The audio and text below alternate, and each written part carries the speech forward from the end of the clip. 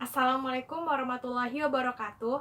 Perkenalkan, nama saya Novi Andini dari jurusan D3 Teknologi Laboratorium Medis atau Analis Kesehatan, Fakultas Kedokteran dan Ilmu Kesehatan Abdurrahman Pekanbaru. Maksud dan tujuan saya membuat video ini untuk menyelesaikan tugas perkuliahan kewarganegaraan saya yang diampu oleh Bapak Gusik Parizon. Adapun materi yang akan saya sampaikan kali ini yaitu tentang urgensi dan tantangan ketahanan nasional dan bela negara bagi bangsa Indonesia dalam membangun komitmen kolektif kebangsaan. Tujuan pembelajaran kali ini untuk mengajak kalian semua menelusuri, mengkaji lebih dalam lagi perihal ketahanan nasional dan konsep bela negara. Secara etimologi, ketahanan berasal dari kata tahan yang berarti tabah, kuat, dan dapat menguasai diri, gigih, dan tidak mengenal menyerah. Ketahanan memiliki kata tabah, mampu, dan kuat dalam menghadapi segala tantangan dan ancaman guna menjamin kelangsungan kehidupannya. Sedangkan kata nasional berasal dari kata nation yang berarti bangsa sebagai pengertian politik. Dengan demikian, ketahanan bangsa merupakan kemampuan bangsa dalam mempertahankan persatuan dan kesatuannya, memperkuat daya dukung kehidupan, serta menghadapi segala ancaman sehingga dapat memperlangsungkan kehidupannya dalam mencapai kesejahteraan bangsa tersebut. Upaya dalam mencapai ketahanan nasional dapat diwujudkan dengan bela negara. Ketahanan nasional diperlukan untuk mendukung keberhasilan pembangunan nasional dalam seluruh aspek kehidupan. Seperti yang pertama, terwujudnya keadilan sosial dan keadilan hukum. Yang kedua, penegakan hukum dan ketertiban.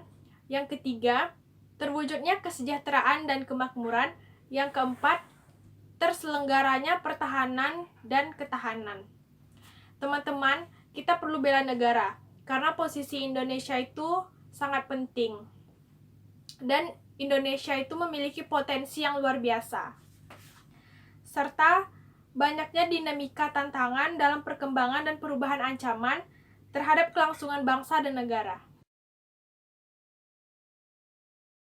Yang pertama, sumber historis, yang kedua, sumber sosiologis, dan yang ketiga, sumber politik. Yang pertama, kita akan membahas tentang sumber historis. Ketahanan nasional berasal pada tahun 1960. Pada masa itu sedang meluasnya pengaruh komunisme yang berasal dari Uni Soviet dan Cina. Sejarah Indonesia, yaitu sejarah keberhasilan Indonesia melawan komunis dengan ketahanan nasional. Yang kedua, sumber sosiologis. Ketahanan nasional bermula pada ancaman Perang Dingin terhadap budaya dan kebangsaan. Inti ketahanan nasional didasarkan pada tataran atau mentalitas bangsa Indonesia itu sendiri menghadapi dinamika masyarakat itu sendiri. Yang ketiga, sumber politik. Ketahanan nasional dewasa ini dipengaruhi oleh ketidakadilan sebagai musuh bersama. Konsep ketahanan nasional tidak hanya sebagai ketahanan nasional, tetapi sebagai konsepsi yang berlapis atau ketahanan berlapis. Yang pertama ada ancaman, yaitu usaha yang bersifat mengubah kebijakan secara konsepsional atau tersusun dan terarah, baik dilakukan dengan tindak kriminal ataupun politis. Ancaman terbagi atas dua, yang pertama ancaman militer dan yang kedua ancaman non-militer. Ancaman militer itu adalah tindakan yang dilakukan dengan tindakan bersenjata yang dapat membahayakan suatu negara. Contoh di dalam negeri yaitu gerakan separatisme, kemudian aksi teroris, kemudian sabotase.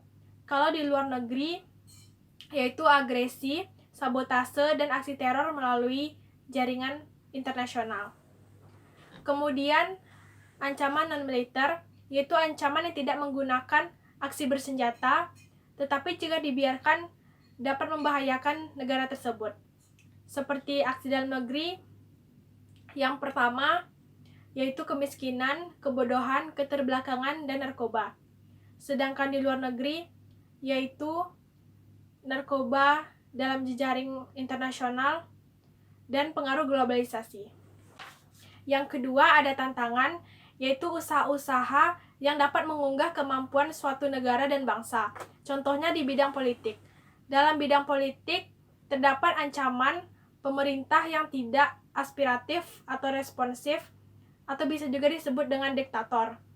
Pemerintah yang tidak mendengarkan aspirasi rakyat disebut dengan pemerintah yang tidak demokratis. Yang ketiga, ada hambatan, yaitu usaha-usaha dari dalam untuk melemahkan atau menghalangi secara tidak konsepsional atau tidak terarah. Yang keempat, ada gangguan, yaitu kebalikan dari hambatan, yaitu usaha-usaha dari luar yang bertujuan untuk melemahkan atau menghalangi secara tidak konsepsional atau tidak terarah. Upaya bela negara adalah sikap dan perilaku warga negara yang dijiwai oleh kecintaannya terhadap negara Kesatuan Republik Indonesia berdasarkan Pancasila dan Undang-Undang Dasar 1945 yang dapat menjamin kelangsungan hidup bangsa Indonesia. Bukan hanya sekedar kewajiban manusia, tetapi juga sebagai kehormatan terhadap negara, sebagai pengabdian dan rela berkorban terhadap bangsa Indonesia. Yang pertama, Astagatra, yaitu teman-teman bisa lihat ya pengertiannya di bawah sini karena terlalu panjang, jadi kalian bisa baca. Oke. Yang kedua, yaitu Trigatra, aspek-aspek yang sudah memang melekat terhadap suatu negara tersebut dan tidak spesifik terhadap suatu negara lainnya. Aspek-aspek tersebut yaitu geografis, yang kedua kekayaan alam, dan yang ketiga kependudukan. Yang ketiga yaitu ada Pancagatra. Teman-teman juga bisa lihat ya pengertiannya di bawah sini. Oke. Aspek-aspeknya yaitu ideologi, kemudian sosial budaya, kemudian politik, dan pertahanan dan keamanan. Demikian materi yang dapat saya sampaikan. Jika ada kekurangan mohon dimaafkan. Terima kasih atas perhatiannya. Jangan lupa subscribe ya, dan like, dan komen. Assalamualaikum warahmatullahi wabarakatuh.